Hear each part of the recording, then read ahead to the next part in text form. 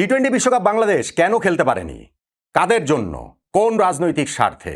কারা এই ষড়যন্ত্রের সঙ্গে জড়িত? সব বেরিয়ে যাবে ভাই, কেউ বাদ যাবেন না।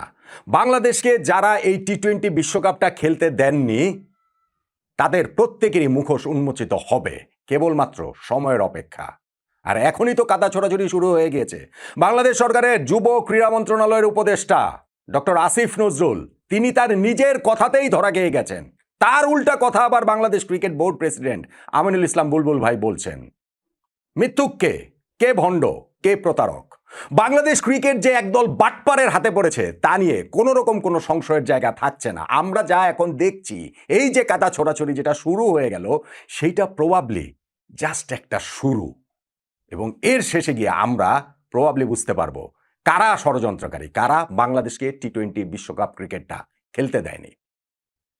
দেখুন, একটা জিনিস পুরোপুরি স্পষ্ট, এইখানে ডক্টর আসিফ নজরুল মিথ্যা কথা বলছেন। তিনি মিথ্যুক, কারণ তার নিজের দুই সময়ের কথা দুই রকম। দ্বিতীয় যেটা প্রশ্ন, ডক্টর আসিফ নজরুল মিথ্যা কথা বলছেন, Bangladesh cricket board president Aminul Islam বুলবুলও কি মিথ্যা কথা বলছেন? এই দুইজনের একজনও তো আবার মিথ্যা কথা বলছেন। সেই ইকুয়েশনটার সামনেও তো আমাদেরকে দাঁড়াতে হবে। কেন আমি আপনাদেরকে সেই আলোচনাটা করলেই বোঝা যাবে। আমি একদম ধরেন শেষ থেকে আসি। 10ই ফেব্রুয়ারি ডক্টর আসিফ নজরুল, বাংলাদেশের অন্তর্বর্তীকালীন সরকারের যুব ও ক্রীড়া মন্ত্রণালয়ের উপদেষ্টা, তিনি মিডিয়ার সামনে বলেছেন, আমি তাকে একেবারে কোট করি, তিনি এইখানটাতে বলেছেন যে টি-20 ওয়ার্ল্ড কাপে যে বাংলাদেশ খেলেনি এই সিদ্ধান্তটার কথা তিনি বলেছেন যে আমাদের কি সিদ্ধান্ত নিয়েছে বাংলাদেশের ক্রিকেট খেলোয়াড়রা, ক্রিকেট বোর্ড। ক্লিয়ারলি বলছেন তিনি যে এইটা আমাদের বলতে তো আর নিশ্চয়ই ডক্টর আসিফ নজরুল তার বন্ধু বান্ধবদের কথা বলেন নাই, তাদের সেই সরকারের কথাই বলেছেন যে এটা সরকারের সিদ্ধান্ত না। কিসের সরকারের সিদ্ধান্ত? এটা বাংলাদেশ ক্রিকেট বোর্ডের সিদ্ধান্ত, বাংলাদেশের ক্রিকেট খেলোয়াড়দের সিদ্ধান্ত। এইবার এই ডক্টর আসিফ নজরুল 22শে জানুয়ারি আমাদের ক্রিকেটারদের সঙ্গে যে মিটিং করেছিলেন, সেই মিটিং থেকে বেরিয়ে পাশে বিসিবি প্রেসিডেন্ট আমিনুল ইসলাম বুলবুলকে রেখে তিনি কি বলেছিলেন, আবারও আমি তাকে কোট করে তিনি বলেছিলেন, আমি স্পষ্টভাবে জানিয়ে দেই সিকিউরিটি রিস্কের কথা বিবেচনা করে ভারতে বিশ্বকাপ না খেলা এটা আমাদের সরকারের সিদ্ধান্ত। আমি একেবারে শব্দ টু শব্দ কোট করলাম। 22শে জানুয়ারি যিনি বলেছেন যে এইটা সরকারের সিদ্ধান্ত, এবং তিনি ইলাবোরেট করেছেন যে এই সিদ্ধান্ত তো সরকারই নিবে, এই সিদ্ধান্ত তো আর ক্রিকেট বোর্ড নিতে পারে না, খেলোয়াড়রা নিতে পারে না, সিকিউরিটির ব্যাপার যেহেতু এখানটাতে জড়িয়ে রয়েছে, সেই তিনি 22শে জানুয়ারির কথাকে 10ই ফেব্রুয়ারি এসে বলছেন যে এটা তারা সিদ্ধান্ত নেয়নি, এটা ক্রিকেট বোর্ড সিদ্ধান্ত নিয়েছেন, ক্রিকেট খেলোয়াড়রা সিদ্ধান্ত নিয়েছেন। বাংলাদেশের জাতীয় সংসদ নির্বাচনে জাস্ট 2 দিন আগে তার এই কথা বলার অর্থটা কি? একটা অর্থ তো পরিষ্কার যে তিনি নিজে মিথ্যুক, তিনি নিজে ভণ্ড, তিনি নিজে বাটপার, প্রতারক, অন্ততপক্ষে এই ইস্যুতে, তা নিয়ে কোনো ডাউট নাই। কিন্তু একই সঙ্গে এইটা কি ক্রিকেটের আরও দীর্ঘমেয়াদী ক্ষতি করার জন্য ক্রিকেটার, ক্রিকেট বোর্ড তাদের মাঝখানে একটা গ্যাঞ্জাম লাগিয়ে দেওয়ার অভিপ্রায়? তিনি মিথ্যা কথা বলছেন সেটা তো আমরা বুঝতেই পারলাম, তার নিজের কোট। এইবার আসেন আমাদের cricket board president Aminul Islam Bulbul ভাই, তিনি কি বলেছেন। প্রথম আলোতে কালকে তার একটা ইন্টারভিউ দিয়েছেন, তিনি সেইখানটাতেই তিনি সেই কথাটা বলেছেন। তারপরেও আজকে সেই ইন্টারভিউটা ইলাবোরেটলি এসেছে সেইখানটাতে। বুলবুল ভাইয়ের কথাটা শোনেন। প্রশ্ন ছিল, বোর্ড সভাপতি হিসেবে বাংলাদেশের টি-20 বিশ্বকাপ না খেলাটা কতটা হতাশার? বুলবুল ভাই বলছেন, এটা সরকারের সিদ্ধান্ত ছিল, এটা আমার সময় হয়েছে, and I had to support my government.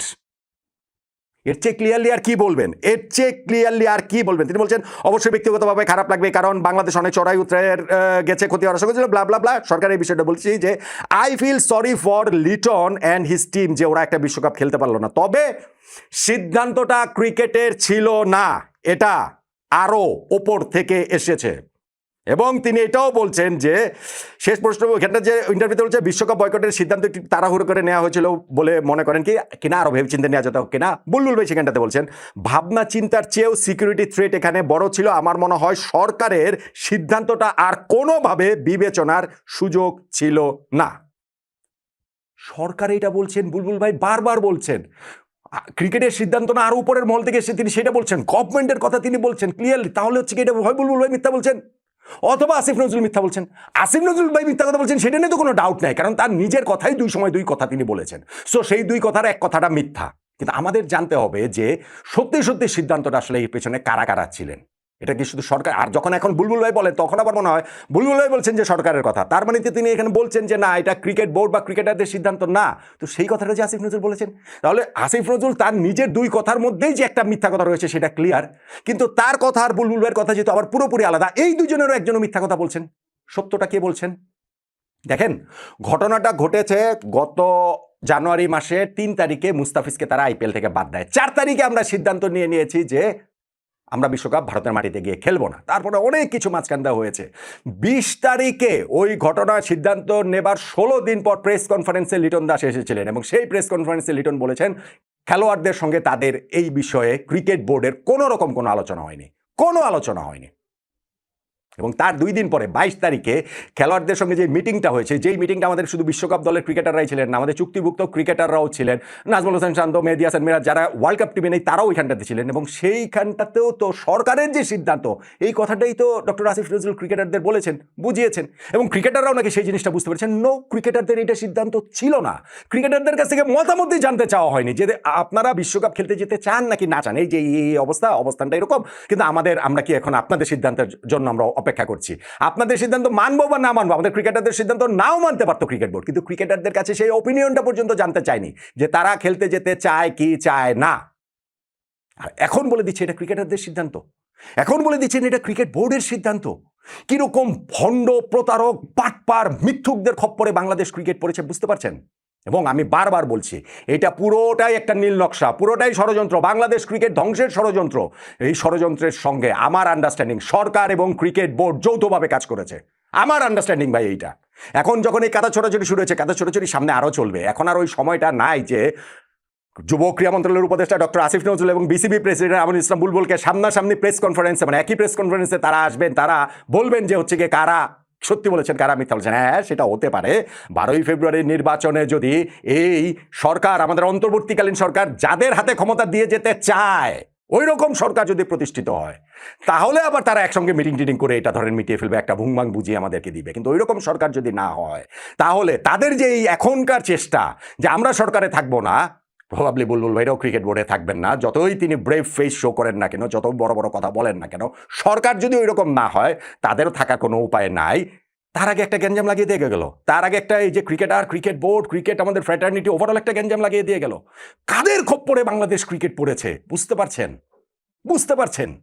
এখনো যদি আমরা বুঝতে না পারি, যত সময় যাবে সেটা আমরা আরো ভালো করে বুঝবো।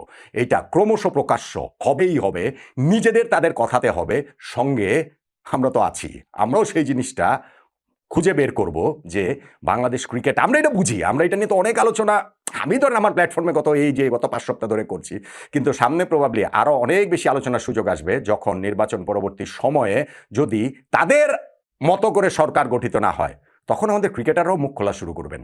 তখন আমাদের এই ক্রিকেট বোর্ডও তাদের পিঠের চামড়া বাঁচানোর জন্য মুখ খোলা শুরু করবেন। কিন্তু আমাদের ক্রিকেটটাকে যারা এই ধ্বংস করতে চেয়েছেন, যারা আমাদের একটা T20 ওয়ার্ল্ড কাপ খেলতে দেননি, মহাকালের কাছে আপনাদের কোনো ক্ষমা নাই। আপনারা চিরকালই ক্রিকেট কালপ্রিট হিসাবে বাংলাদেশ ক্রিকেট অঙ্গনে আপনাদেরকে মনে করা